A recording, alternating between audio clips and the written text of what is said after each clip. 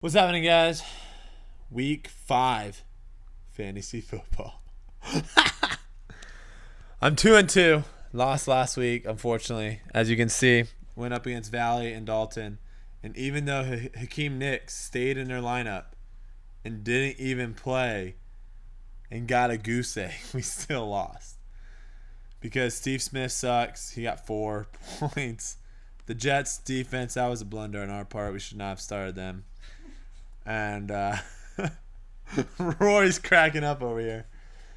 Yeah, we blundered a little bit. Should have probably started Torrey Smith. Should have probably started Jordy Nelson, but whatever.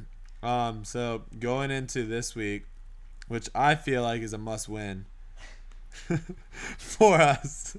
This is obviously a comedy show. Rory doesn't know.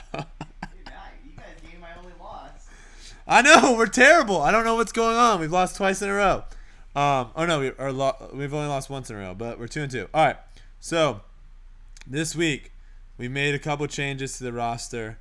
I've thrown in Kyle Rudolph as our tight end, hopefully to make moves. Go Irish. That's true. He's a Notre Dame guy. Who else? So Murray has a bye, even though he's been sucking. I don't even care. So we've got McCoy hopefully should man up. Peterson should hopefully man up. We hopefully have Smith and Harvin, and then Torrey Smith again. So we got 2 Smiths, and then Vikings D.